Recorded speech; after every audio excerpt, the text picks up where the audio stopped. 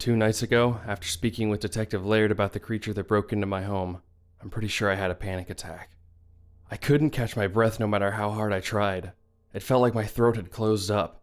I shouldn't have fallen back asleep after hearing that terrifying news. But I did. I had no choice. Maybe it was all the stress of the last few days, maybe it was the panic attack, or maybe it was something else entirely, but I did fall asleep. And that night I had the most vivid dream I've ever had. Usually my dreams are a jumbled mess of nonsense, but this one seemed to flow much more coherently than normal. It seemed to tell me something. I found myself in my home's entryway yet again. It was still very much in shambles like it had been when Sergeant James escorted Mary and I to safety for questioning. The door still lay on the floor, and the trail of the crimson blood-like substance still flowed like a makeshift road leading to the basement. In the dream, this red path led down the stairs to an unfinished part of the basement, which is immediately to your right once you reach the bottom of the stairs. I didn't go into that part of the basement though, most likely because I've always been terrified of that room. When we first saw the home, this house was still being used as storage for Mrs. Maddock and her late husband's excess belongings.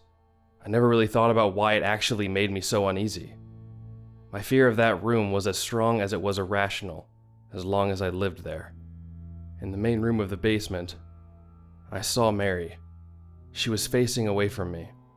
I heard her whimpering and I saw her shaking like she was the night we took shelter in our bedroom closet. I called to her, and she immediately stopped trembling. Her head snapped towards me, but she never looked fully at me. Something about her was different. I wish I could explain it better because it was so alarming, but I can't really put it into words at the moment. With her head still turned but not fully looking in my direction, she started whimpering something. We never leave, we never leave, we never leave, we never leave, never. I turned my head to my left, towards that abominable room, to see the door wasn't there. It had unsurprisingly been broken down. The crimson trail led into that room, but I couldn't see more than just a few steps past the doorway.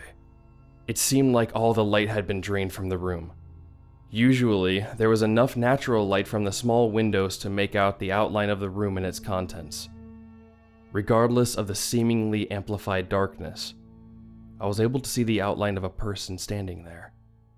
The only thing I could tell for certain was that it wasn't the creature, because this figure was about my height. The figure stood in the doorway, bathed in darkness, and stretched their arm outwards towards me before being pulled backward into the darkness. Before I could do anything in response, Mary crawled into the dark room on all fours. I tried to chase after her, but I was frozen. I jolted awake at 8:13 a.m. It took me a few moments to realize that I had just been dreaming, and that I was still in the hotel in the bed next to my still sleeping wife. Like I said, I have never had a dream quite as vivid as that one. The details of my home were perfectly accurate. I knew from that moment that the dream meant something, but I'm still not sure what exactly. At this point, I wasn't sure if I would be returning to my home to investigate further, but the dream seemed like it was trying to tell me that if I did go to my home, there was probably something of note in the basement. Mary and I got lunch and discussed what our next move should be. She was set on moving away from this place and never looking back, something that I was reluctantly leaning towards as well. We both knew that this move would alter our lives forever and would also mean we'd have to scramble for a new way to provide for ourselves, but we didn't really care at this point. We agreed that we would make the return trip to our home to get my car out of the driveway, and that would be the last time we ever set foot on that property again. We determined that we would go there once we were done eating lunch and meet up at her sister's house afterwards. At our house, there was the expected hustle and bustle for a crime scene, especially for one as interesting as my home. I spoke with Detective Laird out in the front yard. He told me that the house had been scoured at least 6 more times since we last spoke, and that there was still no creature sighting to report. The police, for all the good they've done and for all the patience they've shown, really do seem to be hiding something from us. It's not that they seem malicious, but it seems more like they're on damage control and just want to deny everything. When I asked Detective Laird if I would be getting my laptop back anytime soon, He spewed out some rant about how the laptop seemed to have a virus and how they had to take it back to the station to run diagnostics and figure out what went wrong with it. It all seemed canned, like someone above him on the law enforcement food chain told him what to tell me and hope I wouldn't question it. I didn't want trouble, so I just told him that he would never have to worry about me interfering again. As I walked to my car, I remembered the game cameras I'd placed in the woods. I wasn't sure if the police had ever found them, but my curiosity couldn't be contained. I decided that I had a great chance to get these cameras later in the night. Worst case scenario, the police find me and I make up some BS excuse about just wanting to get my friend his cameras I borrowed. Best case scenario, I find something new that helps me understand this whole situation a little better. Regardless, I knew I had to do it to ease my troubled mind. I phoned Mary and told her that I was staying behind to help the police. I know, I'm an asshole for lying to her again. But honestly, if I told her what I was actually doing, she'd either try to keep me from looking for the truth because she was scared, or she'd want to come with me and would put herself in great danger. I think this time it's entirely warranted. I nervously drove around until nightfall. Finally, I made my way back to my house at about 9:30. It was dark, and I was determined to find the truth. I really didn't want to be back at this place, but I knew that if I didn't at least look for any signs that might explain all this, then I'd likely go insane. Finding these game cameras seemed like the safest way to find truth. The first thing to cross my mind when I arrived at my house after dark was a simple observation. It's a lot quieter now. And not just in the sense that it was nighttime. There were no more police officers there. Less than 6 hours ago, my home had been lively. There were at least 8 officers still on perimeter duty, plus many other officers inside on monster watch. There were forensic crews trying to find any sort of solid evidence they could use to understand what had happened within the walls of my home. The house had fallen eerily silent once again. And once again, I hated it. But I saw an opportunity. I dashed to the front porch, and inside the front door I found waiting for me the exact same sight from my dreams. My entryway was still a chaotic scene of destruction, with the Crimson Path summoning me to investigate the basement. I recalled my dream and the feelings I felt down below the surface. I wanted to turn around, but instead I found myself at the top of the stairs.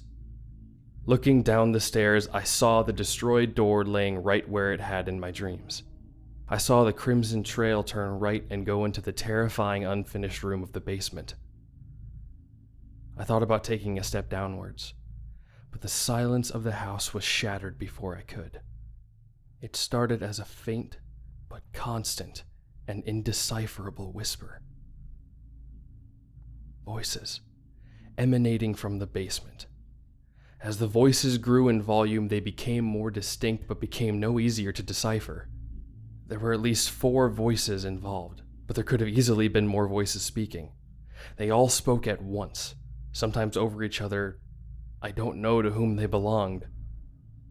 But I knew that these voices must have been the ones Mrs. Maddox heard that caused her son to move her out. This is my attempt at transcribing some of what I heard emanating from the basement. Does anything remain in this?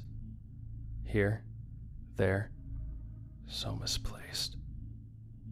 I want to, for reasons unknown. I lived in the dark. I truly cannot be sure if any of this text is correct, but this transcript is the best I can do.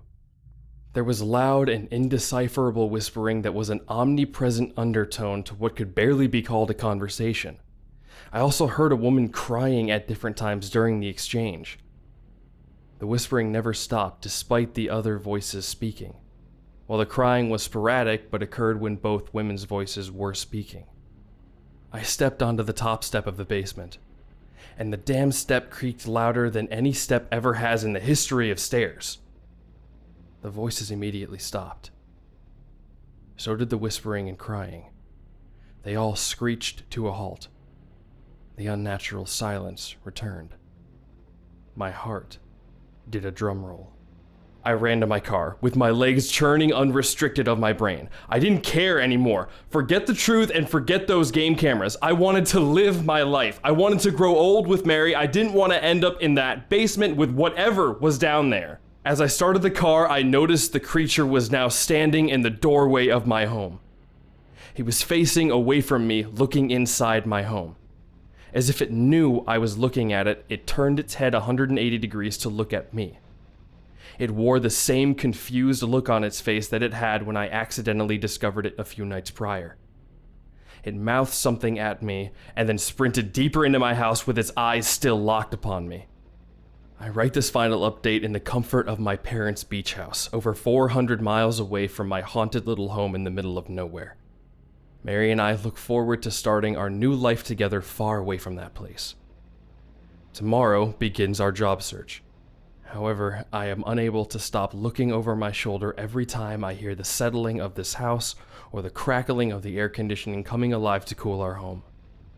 There still exists dark corners of our world, untouched by the light we consider ourselves so safe inside of. If you look hard enough for them, you will find them. If you listen closely for them, you will hear them beckon you. Once you've discovered them, you will only see their darkness. We spend our lives trying to outrun them, but the truth is we never escape them.